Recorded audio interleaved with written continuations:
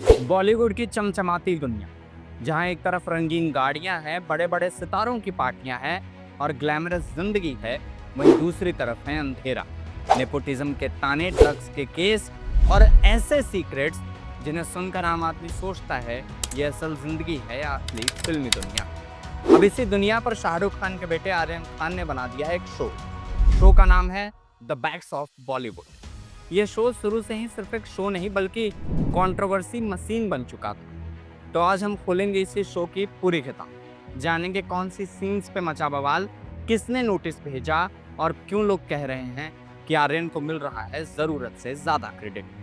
शाहरुख खान के बेटे आर्यन खान की पहली web series the backs of Bollywood आते ही सुर्खियों में छा गई। किसी को ये बोल्ड और फ्रेश कंटेंट लगा तो किसी ने कहा ये शो कंट्रोवर्सी का दूसरा नाम है। आज के इस वीडियो में हम बात करेंगे इस शो से जुड़ी सभी कंट्रोवर्सीज की, इसके पॉजिटिव रिव्यूज की और इस डिबेट की कि आर्यन खान को वाकई क्रेडिट मिलना चाहिए या नहीं। The backs of Bollywood Aryan Khan का डायरेक्टोरियल डेब्यूट प्रोजेक्ट है। नेटफ्लिक्स पर रिलीज इस शो में सलमान खान और आमिर खान जैसे बड़े सितारों ने कैमियो दिया। फैंस को लगा कि ये बस स्टार किड्स का लॉन्च पैड होगा, लेकिन रिलीज होते ही इसने कई रियल लाइफ इशूज और बॉलीवुड के डार्क साइड को उठाया। यहीं से इस शो को लेकर कंट्रोवर्सीज भी चालू हो गई। सबसे बड़ा विवाद बना रणबीर कपूर का कैमियो। इस शो के एक सीक्वेंस में रणबीर कपूर ई सिगरेट पीते हुए नजर आते हैं। ध्यान रहे 2019 से भारत में ई सिगरेट पर पूरी तरह से बैन है, लेकिन शो में इसे बिना किसी वार्निंग के दिखा दिया गया। क्रिटिक्स का कहना है युवाओं पर इसका गलत असर पड़ सकता है। फैंस का कहना है ये महज एक्टिंग थी, इस सीन को इतना बड़ा मुद्दा नहीं बनाना चाहिए। लेकिन ये मामला यहीं नहीं रुका। National human rights commission NHRC ने सीधे मुंबई पुलिस को नोटिस भेजा।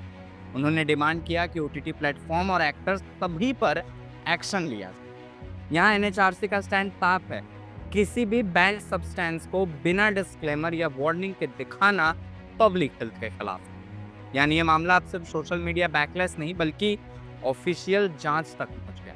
गौरतलब है कि स्मोकिंग और टोबैको सीन्स दिखाने के लिए क्लियर रूल्स हैं। हर शॉट के साथ डिस्क्लेमर चलाना जरूरी है। ये नियम OTT पर भी लागू होते हैं। लेकिन सवाल ये है, क्या ई सिगरेट्स उसी कैटेगरी में आते हैं? क्योंकि भारत में तो ये पहले से ही पूरी तरह से बैन है। तो क्रिटिक्स का कहना है ये सीधा सीधा रूल्स वायलेशन।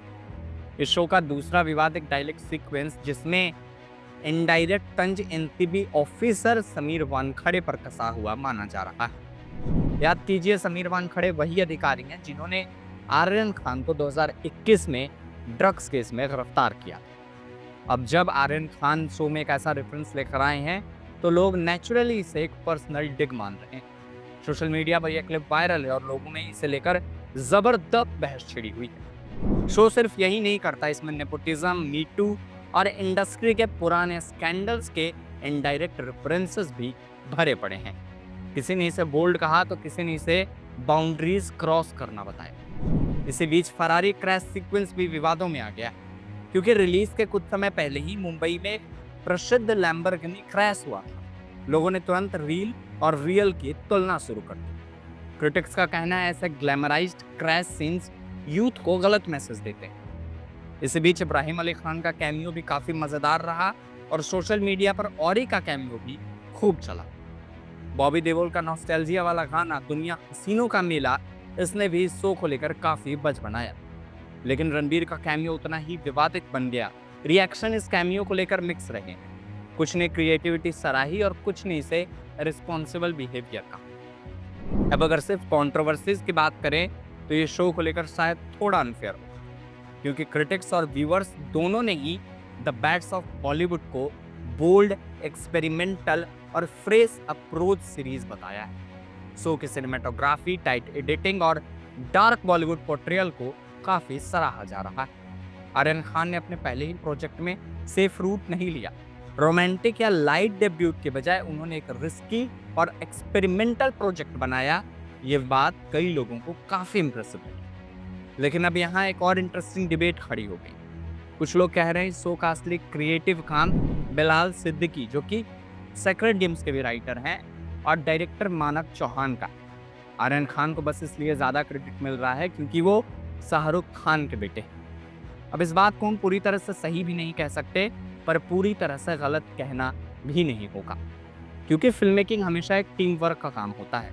आर्यन खान को पूरी तरह से डिस्क्रेडिट करना ठीक नहीं होगा, लेकिन सारा सक्सेस सिर्फ उन्हीं के नाम लिख देना, वो भी शायद ओवर सिंप्लीफिकेशन होगी। जो भी हो, इस शो में आर्यन को एक नए स्टोरी टेलर के रूप में एस्टैब्लिश करने की कोशिश जरूर की गई है। इन कंट्रोवर्सीज और रिव्यूज के बीच अब एक बड़ा सवाल है, क्या क्रिएटर्स को पूरी तरह क्रिएटिव फ्रीडम होनी चाहिए, या फिर जब वो बैंड प्रोडक्ट्स और रियल लाइफ कंट्रोवर्सीज दिखाते हैं तो उनकी सोशल रिस्पॉन्सिबिलिटी और ज़्यादा बढ़ जाती है। क्या रणबीर कपूर जैसे बड़े स्टार्स को भी सोचना चाहिए कि उनके स्क्रीन इमेज से यूथ को क्या मैसेज आ रहा है? ये डिबेट सिर्फ आर्यन खान के एक शो तक सीमित नहीं है, बल्कि आज पूरी ओटीटी इंडस्ट्री और आने वाली सभी वेब सीरीज के लिए आईने का काम कर रही। अब आप बताइए, आपको क्या लगता है, आर्यन खान का ये शो बोल्ड और गस्टी स्टेप है या फिर एक इररिस्पॉन्सिबल अटेम्प्ट? कमेंट सेक्शन में आप अपनी राय जरूर लिखें, और ऐसे खबरों पर अपडेट्स के लिए आप बने रहें हमारे साथ और देखते रहें सत्य भारत टाइम।